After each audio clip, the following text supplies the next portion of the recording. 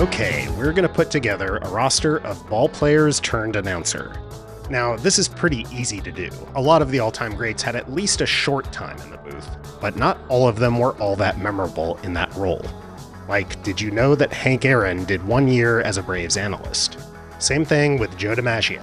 He did 1 year on the Yankees TV broadcast in 1952 with the great... How about that? Mel Allen, the great Mel Allen. So I'm going to narrow this down a bit. I'm not doing a roster of the greatest baseball players to ever work in the booth. That would make for a great team, but I'm looking for a certain type of announcer guy. One thing I love about watching or listening to baseball is the juxtaposition you get of a highly polished, J-School accredited broadcasting professional being paired up with some chaotic dude with zero credentials other than having been a player. It's a classic vaudevillian setup, the straight man and the fool. Okay, I don't think fool is exactly the right word, more like wild man or goofball. A guy who's real rough around the edges, but in a likable way. Someone you'd put in the chaotic good quadrant of one of these. One guy who I think doesn't fit this description for me is Joe Morgan, one of the greatest players to ever make a long career out of broadcasting. But Morgan always came off pretty smooth and professional to me, decidedly not goofy. This may have to do with me watching him on national broadcasts, where things don't get nearly as loose as they do in a local broadcast booth. Morgan, of course, became a lightning rod for the rage of stat doofuses like me. Although personally, I never understood how people could get so worked up about this stuff with regards to a sportscaster. When I'm watching a baseball game, I don't feel I'm missing out if I don't get some deep sabermetric analysis from the announcers.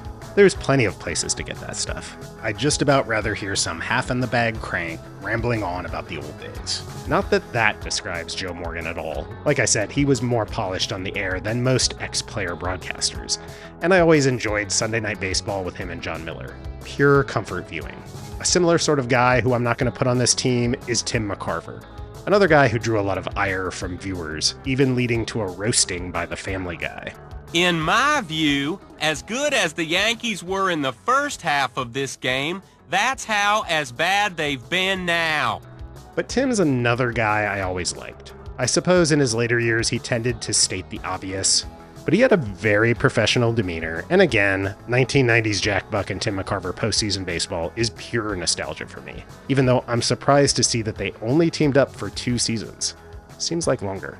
Anyway, he's not goofy enough for this team. So Joe and Tim are not good examples of the kind of guy I'm looking for. So who is?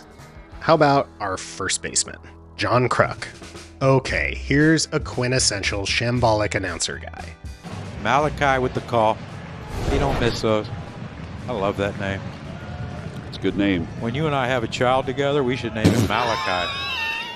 Kruk was the rare low-power lug who made himself into a comedic, self-deprecating character during his playing days, leading to several appearances on The David Letterman Show. Are you optimistic for the rest of the season, for your team's chances? To finish the season?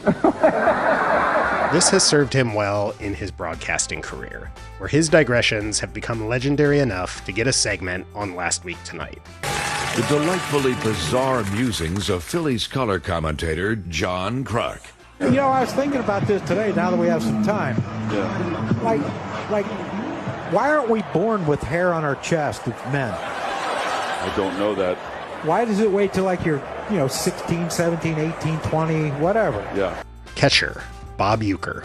It's fitting that Bob Uecker played the announcer in Major League, as he may be the funniest character on this team. His first offering, just a bit outside. And possibly the most naturally funny Major Leaguer in history. Cosell says on the air, he says, "Okay, Yuki, you don't have to be so truculent.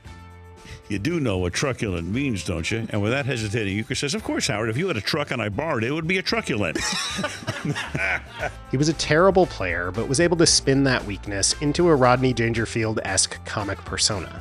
He would appear on Miller Lite commercials as himself, the perpetually disrespected Mr. Baseball. You're in the wrong seat, buddy. Come on. Oh, I must be in the front row. Come on. The delivery of that line still makes me laugh to this day. Uecker had the best of both worlds. He had a memorable voice and professional delivery, but he also had the shaggy, goofy old ball player mindset.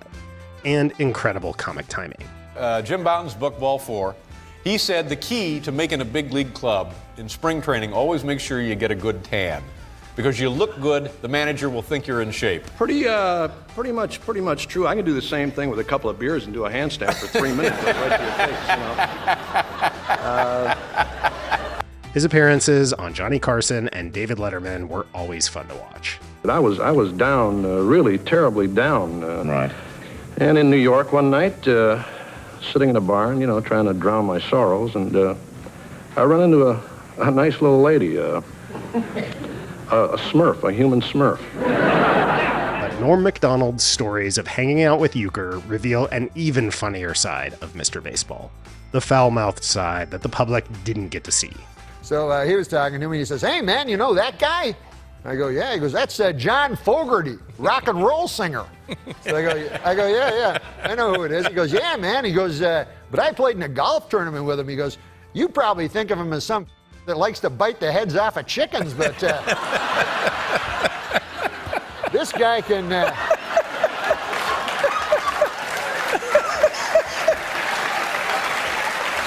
That's exactly how I think of him. This guy can get it out of the sand trap like nobody's business. He goes, "What's matter, man? Don't you even know who he is?" He got all mad. So I go, "Yes, Bob, I know who he is. He did Creedence Clearwater Revival." Yeah. He goes, "Yeah, he did all that." Oh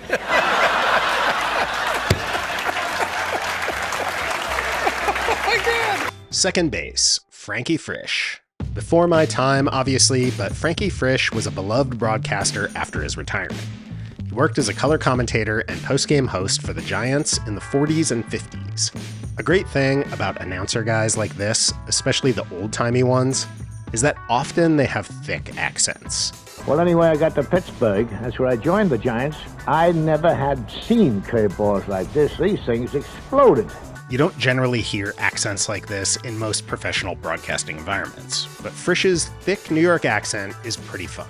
I still contend that arguing too much will upset yourself, upset your ball club, and I think you're better off to walk out gently and say, "Good morning, my little arbiter. Would you kindly change your decision?" And he'd possibly say, "Go back on the bench, you big meathead," or something of that kind. Third base, Ron Santo. We get another Hall of Famer at third with Ron Santo, who called Cubs games for WGN Radio for over 20 years. Santo is another perfect type of guy for this team. One great thing about Santo, and about most of the guys on this team, is his unapologetic homerism. Brown going back. Brent Brown drops the ball. He drops the ball. This is exactly what you want out of your home team's broadcast. Santo was right there with every Cubs fan, expressing the collective emotions of the entire fan base. Johnson, it's a ground ball, right side, base hit, right field. Come on, DeRosa heading home. The throw by Burris to the plate. The slide, he scores. Cubs win. Cubs win. Cubs win 8-7. Santo could get real goofy in the booth too. See that lady with the chocolate cake? Ooh, that looked good. What's your favorite cake? Like a white cake and chocolate frosting, or a chocolate cake and vanilla frosting? I love carrot cake. But I'm asking you about two types of cakes. Why don't you answer? All you got to say is, which one do you like?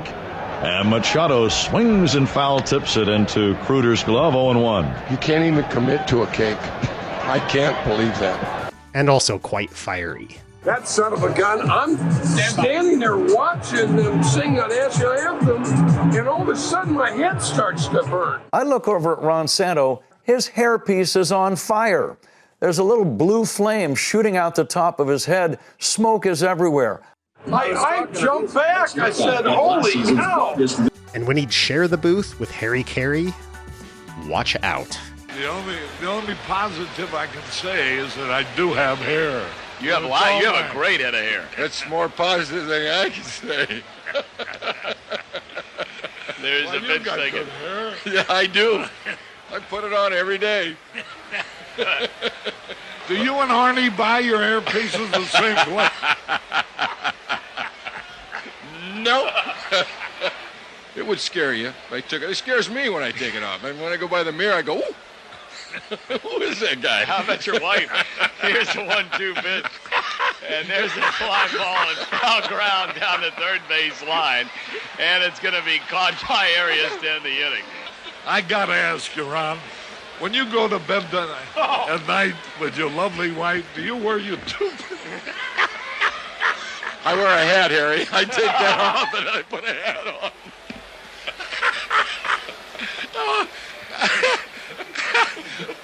Wow. Let's see who's batting area. Here's a fastball, then there's a strike. This is exactly the type of rapport I want from my team's radio guys. Shortstop, Phil Rizzuto. 3 straight Hall of Famers here. Rizzuto started broadcasting in 1956 with legends Red Barber and Mel How Allen. about that? Yeah. Howard Cosell told him he'd never last because he looked like George Burns and sounded like Groucho Marx. Rizzuto never really got any more polished in his 40 years of broadcasting. In fact, he probably got more loose, which for me, all the better. A drive to deep left center, and that ball is out of here. No, it's not. Yes, it is. No? What happened? He caught it? You gotta be kidding. I know I gotta get these glasses changed. For Rizzuto, the game was at times secondary, as he liked to talk about his wife, his son, food, golf, or whatever. Some people disliked him for this, but I think this is an essential part of a baseball broadcast. Just hanging out. Guys being dudes, if you will. Baseball's a long season, and you can't treat every moment like it's the World Series. Baseball's your summer friend that's always there while you're doing other things. And in honor of Rizzuto, let me digress. I remember seeing this article about how Gen Z audiences have such low attention spans that Hollywood is producing shows that build in boring subplots or just filler scenes designed so that audiences can check their phones without losing track of the main plot. Or they'll add a lot of recap scenes in shows where characters will occasionally clue in audiences that might have been checking TikTok. As a bit of a cinephile, this strikes me as kind of a bad sign for the quality of film and television going forward. Then I saw what you might call a perfect tweet by the great John Boyes. Exactly right. You watch baseball or listen to baseball while you're doing all sorts of other things. While you're driving somewhere, while you're cooking dinner, while you're at work, or while you're checking social media. It's got so many built-in lulls. It's perfect. And Rizzuto knew this instinctively. He invented his own scorecard notation of WW, which meant wasn't watching. And he would even leave towards the end of a game to beat the traffic on the George Washington Bridge. One time, as a game was going into extra innings, he asked broadcast partner Frank Messer if he wanted a cup of coffee, and Messer nodded yes. He showed up in the booth the next day and handed Messer a cup of coffee. He was also a renowned bumbler on the mic. And here's one ripped to right center. Not going to get this low. I better shut up. Well, hi, everybody, and welcome to New York Yankee Baseball. I'm Bill White. Wait a minute. Well, hi, everybody. Welcome to New York Yankee Baseball. I'm Bill. Wait a minute. But I'm looking at the cap. That's Bill White. I'm Phil Rizzuto. And Billy Martin's over there. Well, hi, everybody. Really, you'd have to conclude that Rizzuto was a terrible announcer, technically speaking. But there's more to it than technical skill. Also, gotta mention Phil's catchphrase, "Oh, holy cow," which is a bit controversial. Holy cow. Oh, holy cow. Holy cow. Holy cow. Holy cow. A great play. Oh, what a play. Holy cow. Holy cow. Harry Carey is more known for this phrase, well, to me at least. Harry was undoubtedly the first of the two to use it regularly on broadcasts. Harry would say that he used it during games when Rizzuto was playing. Left field, Hawk Harrelson. As a player, Ken Harrelson was kind of a one-hit wonder, putting up an incredible outlier 1968 season in a career teetering on replacement level. But despite his mostly mediocre play, he became a fan favorite almost everywhere he played due to his flashy alter ego, the Hawk, which he then spun into a long career as a broadcaster. In his 33 years as play-by-play announcer for the White Sox, Harrelson was a love him or hate him guy. GQ called him the worst announcer in baseball. And I get why people disliked him. When you first hear him calling a game, you're like, what the hell is wrong with this guy? Dadgummit! He's just so over the top, whether it's an orgiastic game-winning call. And ball hit deep! Way back! You can! Put it on the board! Yes! Or a rant about the umpiring. Oh, what are you doing? He threw him out of the ball game. You gotta be vaping me! What in the hell are you doing? Or the non-stop catchphrase usage. You can put it on the board! Yes! You can put it on the board! Yes! At the wall jumps. What is it? You can put it, no, safe. You can put it on the board or what? Anyway, he's coming around.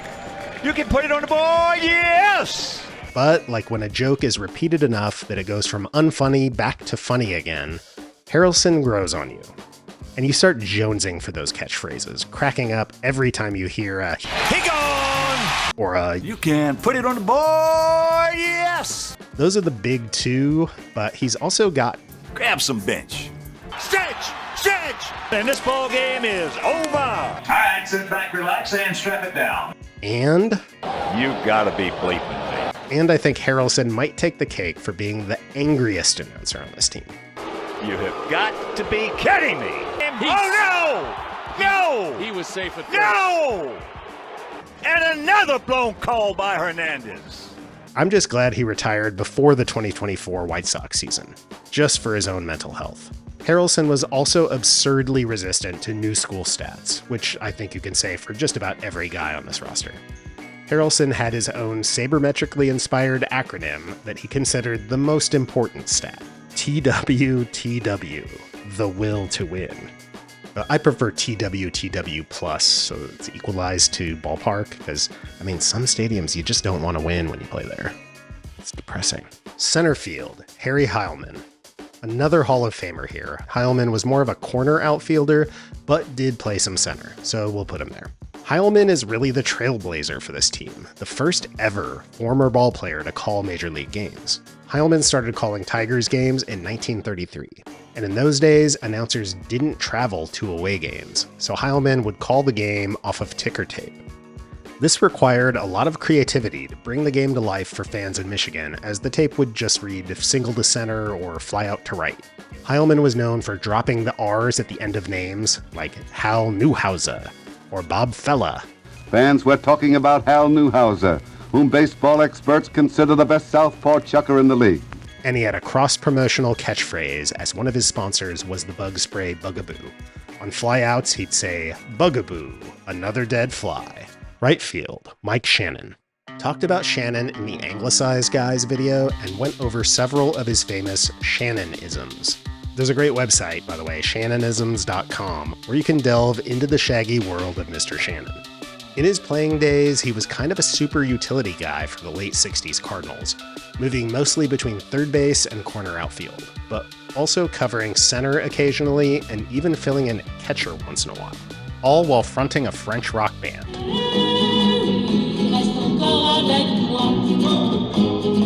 How did he find the time? He got the nickname Moon Man back then, apparently because of the way he looked while dodging an inside pitch, as if he was floating like a moon man. But the nickname seems even more appropriate for his spacey mindset. Bob Gibson was quoted as saying, "He'll talk for 15 minutes, and when he's through, you'll go away scratching your head and wondering what he said. He may start a conversation about baseball and end up with insurance after going through 45 other topics, and you still don't know what he said." Clearly, this was a man you want talking on the radio. He had a great catchphrase home run call. Swing and get up, baby, get up, get up, get up, home run! But the joy in listening to Mike Shannon lay in those in-between moments, where he'd say things like, "I just want to tell everyone Happy Easter, and to our Jewish friends, Happy Hanukkah." Or, "Well, folks, this game began as a tiny worm and is blossoming into a large cobra. Like spring makes the rains come, so does the edge of the plate grow. A hit up the middle right now would be like a nice ham sandwich and a cold frosty one." Well, he did everything right to get ready for the throw, but if he ain't got the hose, the water just won't come out. He had so many Space Cadet type quotes that you wonder if he even realized what he was doing with a double entendre like this one. DH, Ralph Kiner. We get another Hall of Famer here with Kiner, an elite slugger in the late 40s, early 50s who would become a beloved Mets broadcaster for decades. Kiner had a rare ability to screw up everyone's name. Gary Cooper comes up, and Cooper has been, Carter I say, has been perfect tonight. So one away, and the batter for the Mets will be George Strawberry. The Texaco star of the game, Roberto Salomar, and actually 4 of the hits by Salazar. He was the Texaco star of the ball game. And Mookie with 33. Mookie running, he'll make it, and a good stop on the ball by, should say, O'Kendall running.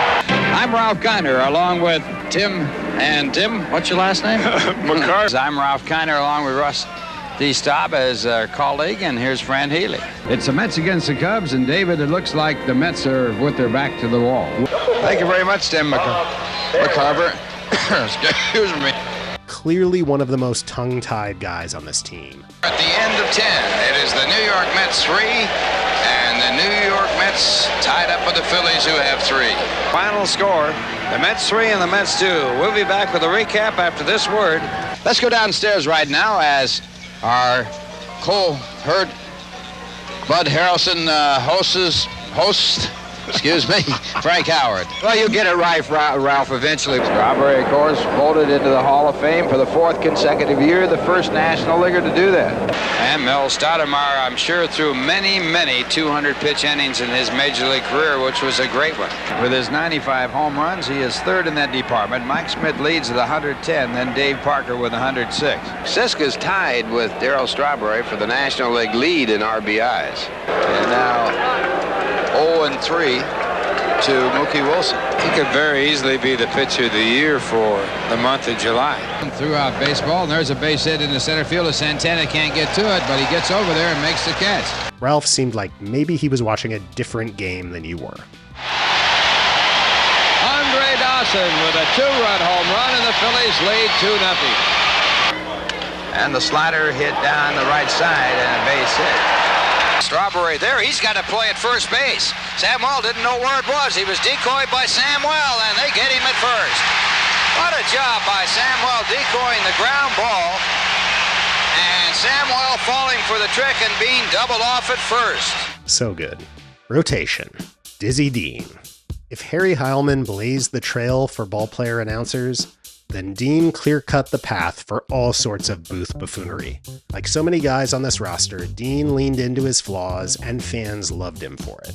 He proclaimed that the Lord gave him a strong right arm, a good body, and a weak mind. Dizzy called games from the 1940s into the 1960s and became well known for his butchering of the English language. He got really creative with his tenses and conjugations. For example, he invented the word slud, as in Alzarilla slud into third base. And when a player hacked at a pitch out of the zone, Dizzy would say, he hadn't oughta swang at that pitch. Then there's this quote from Dizzy, which I've only seen on this one site, so I'm guessing this might not be an authentic quote.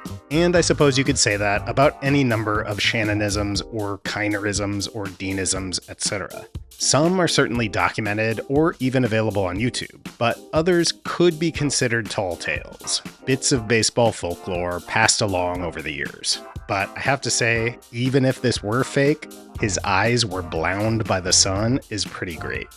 He was also a master malapropist with phrases like, the players return to the respectable bases. And he would sign off with the phrase, don't fail to miss tomorrow's game. His consistent use of ain't drew the ire of many English teachers. He received a letter once from a school teacher admonishing him for being a bad example to children. Dean replied on air that, quote, a lot of folks who ain't saying ain't eatin'. So teach, you learn 'em English, and I'll learn 'em baseball. Dizzy Trout. And we'll add another Dizzy, who gave himself that nickname in emulation of Dizzy Dean. He wasn't quite the pitcher as Dizzy Dean, but he was really good. He also wasn't quite the announcer, doing a short-lived but memorable stint as the Tigers color commentator from 1953 to 1955. He had a similar folksy demeanor as Dean and a penchant for poor grammar. He was well liked, but his career didn't take off due to a butting of heads with his play-by-play partner, Van Patrick, who was a very serious-minded broadcaster who didn't appreciate Trout's clowning around. Once, Trout was complaining about a Tigers pitcher who was getting blown up, and when the inning finally ended, Trout said, "I can't believe this, they're giving him a standing ovation." To which an exasperated Patrick responded, "It's the 7th inning stretch." Bert Blyleven. I have to admit that I haven't listened to a ton of Blyleven's broadcasts for the Twins, but if this famous clip of him not knowing he was live is any indication, he'd fit right in on this team. 2 for 5 so far in the series against Jeter. We're going to do this fucking thing over again because I just fucked it up. Oh, we're live. I didn't know that. Also, nobody ate more bugs on air than Bert Blyleven. I've eaten crickets. I swallowed goldfish. Have you ever eaten a nightcrawler? No, but if you give me $100 toward Parkinson's, I will tomorrow. Steve Stone. Stoney is a weird one here because he kind of inverts this formula somewhat. In his days as the color man with the Cubs, he played straight man to the old pro Harry Carey's wild man. Do you know what Walla Walla spelled backwards sounds like? Allah, Allah. You didn't know that? No, I didn't. I learn something every day working with you. Then later, he'd have the same sort of dynamic for the White Sox with Hawk Harrelson. But Harry Carey, Steve Stone is one of my favorite duos of all time. How can they still be playing after 7 o'clock at Wrigley Field where there are no lights? Interesting question. We're playing by moonlight. How about a Bud Light? Hey, that's the best idea you've had in a long time. How about a light, Arnie? I mean a Bud Light. Ask and you shall receive. We all know how Harry was a larger-than-life and incredibly funny character, but it worked so well with Stone's dry sense of humor as a counterpoint. Blyleven is a very good hitter. You can say that again. Blyleven is a very good hitter. You can say that again. I'm sorry, I didn't hear you. Arnie had another picture on of a good-looking... Is she redheaded? I don't know, Harry. With me, it's baseball, baseball, baseball. Is that yours? You know, of all the places that you meet good-looking and interesting women, the libraries are #1 on the list. Well, you know, it's surprising you say that, Harry, because on the off days, Arnie Harris and I frequently go to the various libraries around the major cities that we visit. She was at the library. We met her at the library yesterday, didn't we? Man, Harry really was the horniest announcer out there. They're hearing every which way. Who's nervous? I don't show those kind of scenes.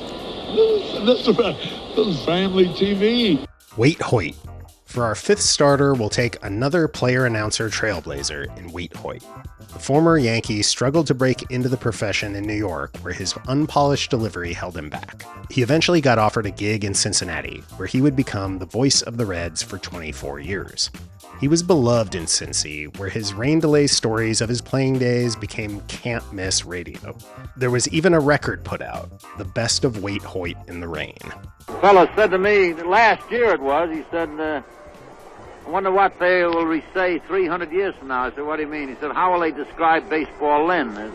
They'll be talking about the game that used to be. I said, what do you mean the game that used to be? Well, he says it wasn't in existence 300 years ago, and there's no reason to believe that it will be in existence 300 years from now. Well, that's a little far-fetched, and that's perverse thinking in a way, but could be. Bullpen. Okay, this bullpen is going to get filled with some converted starters. First off, I'm going to take both halves of a Booth pairing, and we'll get an excellent pitcher and an infielder for the bench. It's Kruk and Kuiper for the Giants. Mike Krukow and Duane Kuiper are one of the more fun Booths going in baseball today. Sandoval. Got him. I think that's my favorite call of yours this year. Take a look at Tim Flannery. And what's he saying? He is saying, my total butt is on the line right here. Yeah. See, that's good. Mike's beer. That's all I can tell you. It's hard not to love these guys. Krukow gives us a really strong starter to convert to the pen, and Kuiper gives us an utterly powerless backup second baseman.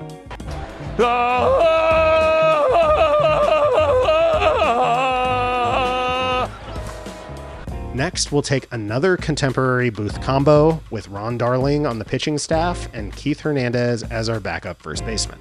These two have been good friends going back to their 80s Mets heyday, and that camaraderie translates into good vibes in the booth, which they also share with Gary Cohen. I wish they had such concern about us hitters when I played. Well, in 1987, if you remember, they juiced the baseball. They lowered the mound in 68. What else do you want? They made the fields little. They bring the fences in at Citi Field 3 times already. What else do you need?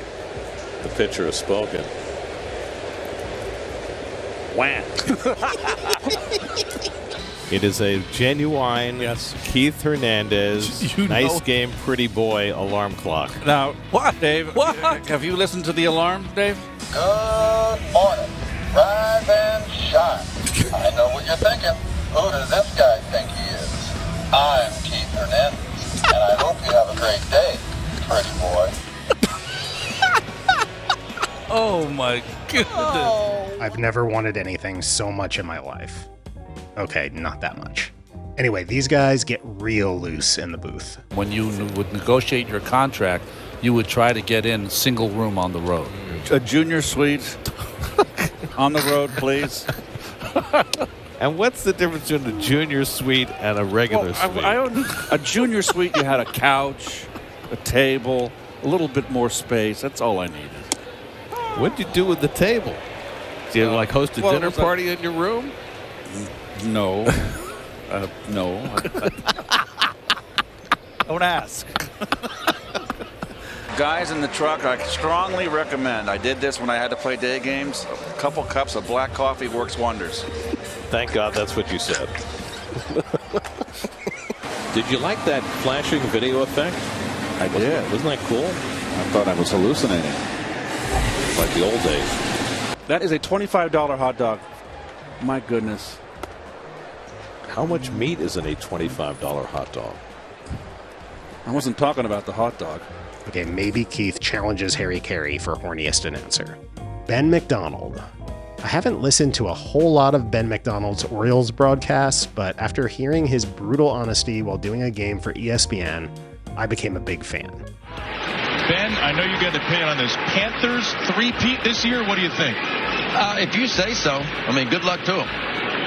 Are you asking me if I'm going to be watching? No, you'll be watching, of course, because you work for ESPN. You'll be watching Friday night. There is zero chance I'll be watching. I'm just going to be honest with you. Where will you be? I will be somewhere, but there's zero chance I'll be watching. As someone who has never gotten into hockey, like Ben, I grew up in a city with no NHL team. Hockey means absolutely nothing to me. Might as well be Shirling. Shirling is a good sport, too. No offense if you're a hockey fan, that's just my thing. And Ben's, who got in trouble for those NHL comments. And I like that he doubled down on it too. When that thing popped up on the screen, I'll be honest, I didn't even know ESPN had the hockey contract. I know they probably paid up more than $1 or $2 for it, but I just didn't even know that, to be honest. And then when I looked at the dates, and I went, well, that's kind of the same time as playoff baseball. And if I got a choice between preseason or beginning of hockey season and October baseball, I'm probably leaning slightly towards playoff baseball, to be honest with you. My man. Bob Walk. Yet another starter we're going to convert, but he did at least spend a couple of years as a swingman. Walk has a flair for physical comedy. Oh my goodness, did you feel that? He's okay, folks. And I like that the Pirates did a bobblehead promotion to commemorate this moment. And we'll round out the bullpen with an actual reliever, Hrabosky. The Mad Hungarian was a loose cannon in his playing days, and it looks like he's still playing off that persona in his role as a commentator for Cardinals broadcasts. Here he is just last week before the Cubs-Cardinals game, shirtlessly chugging a Studweiser. It seems Hrabosky is enjoying this year's version of the Cardinals much more than he was the 2023 version. I have one suggestion for the Cardinal broadcasters. Change your room, get down on the floor, lobby floor. Don't get up those high buildings because you might jump. Bench. We've already got Keith Hernandez and Duane Kuiper on the bench here. Let's fill out the rest. Catcher, Buck Martinez.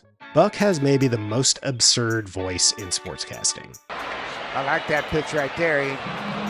threw the fastball and got a foul back. Now what I would do, instead of going back to the breaking ball, I'd elevate the fastball on the inside part of the plate.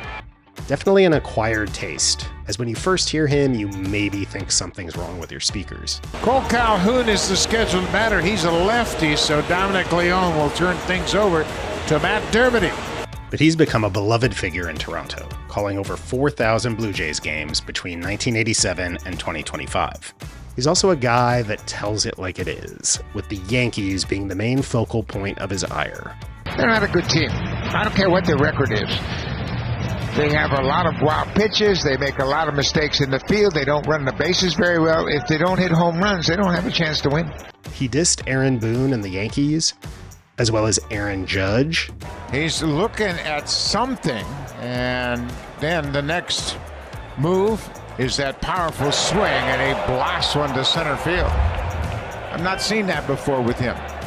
And has often made disparaging comments about the catching abilities of Gary Sanchez. Second base, Jerry Remy, one of the ultimate accent guys in the booth.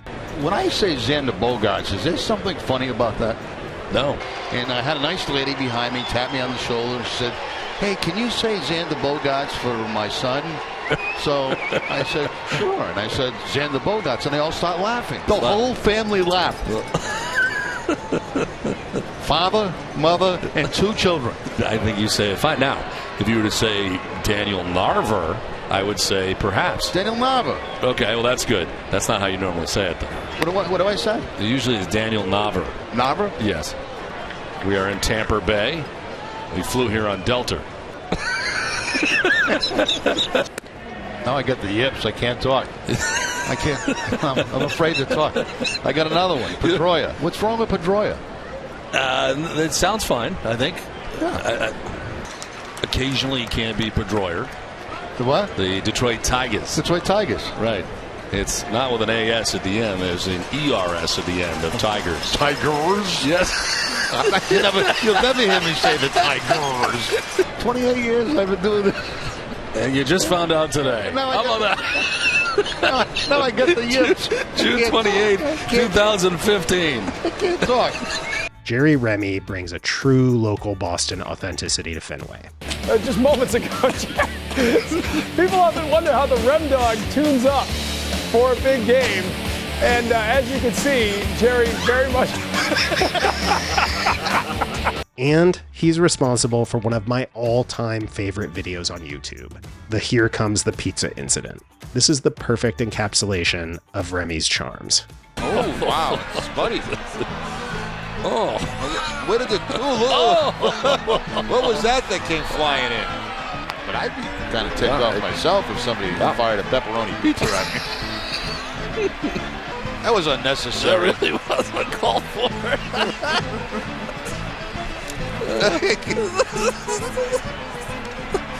He's got pizza on his face. A watch. I can't circle. I don't have my telestrator today, but here comes a pizza. See it? Oh, jeez. Highly unnecessary. That with the Patriots jacket, and of course he's been asked to leave the ball game for ruining a good piece of pizza. So let's get beer all over. And here goes. Have some pizza. One more look in slow motion if we can, and here's the Patriot. Here it comes. I'm going to throw my pizza. That is not tolerated in this ballpark. He has been ejected and never again allowed to buy pizza. Outfield, Jimmy Piersall. Piersall was an excellent outfielder known for his eccentricity on the field and his struggles with bipolar disorder, which he detailed in his famous memoir, Fear Strikes Out. In retirement, Piersall became a color commentator for the White Sox, sharing the booth with Harry Carey. Boy, am I glad to be employed by Channel 9. Yeah, all your ex-wives can hear you now. They can see me now. 46 states, Harry. The alimony's going up. All those girlfriends of mine, I think I died. They'll know where I am. No, all those old girlfriends of yours are old enough to have died already. I talked about how Steve Stone's tenure with Harry inverted the straight man, wild man dynamic, but with Piersall and Carey, you just completely dropped the straight man. And tomorrow night is T-Night, as Jim mentioned, WLUP Disco Demolition Night. Boy, that's a funny call letters for a station. Whoop. Sounds like you're swallowing. WLUP. Whooped. Remember the LUP. How'd they ever come up with that? Whooped. They took what they could get, Harry. Whooped. The FCC said you take these and you go loop, loop. Oh, well. Can't beat fun at the old radio station. Gotta be the most unhinged booth in baseball history. Hey, Harry, come on, Harry!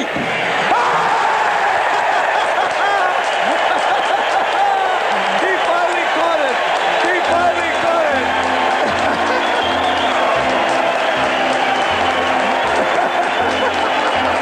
Give it to me!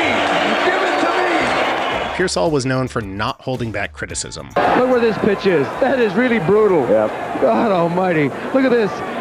You know what the trouble with him is? I think he's too fat to work. Any umpire that comes to the ballpark with 50,000 people that fat and is in athletics is really a disgrace to the game. Which led to his dismissal from the White Sox, as he had a bit too much to say about ownership. Utility. Rex Hudler. The Wonder Dog definitely studied at the Hawk Harrelson School of Broadcasting. His signature catchphrase is a variation on Hawk's "He Gone." You got to go. And Machado, you got to go. He's also got some other nuggets like, that was a beautiful thing. And you can't sneak a piece of cheese by a hungry rat. Look at him. Tried to sneak a piece of cheese by him. Really, 88's not cheese. It's cottage cheese. And he's another guy whose dopey charms grow on you. Whether it's rehashing stories of his time spent, quote, riding the pine for 9. So, I'm sitting there just riding a pine for 9 like I always did. Riding the pine was special. Or opining about the planet Moon. It's a beautiful planet. Well, it's a moon. That looks like a planet to me. Yeah. Tomorrow's school day at Decay. I'm going to go out and see... Maybe they can cover the whole star, planet, and moon concept. That might be good. I need to be refreshed a little, I guess. Jerry Coleman, second base shortstop. Phil Rizzuto's double play partner in the 1950s had a similarly blundering approach to broadcasting as the Scooter. He's got a long list of nonsensical turns of phrase, including, if Rose's streak was still intact, with that single to left, the fans would be throwing babies out of the upper deck. Sometimes big trees grow out of acorns. I think I heard that from a squirrel. The first pitch to Tucker Ashford is grounded into left field. No, wait a minute, it's ball 1, going outside. Mike Caldwell, the Padres' right-handed southpaw, will pitch tonight. Hats off to drug abusers everywhere. Why would you say that? Larry Lintz steals second standing up. He slid, but he didn't have to. All right, that rounds out our team. Let me know who I missed. I'm sure there's a bunch more Shaggy Dog announcers out there. And as always, please like and subscribe for more guys. Yeah, guys.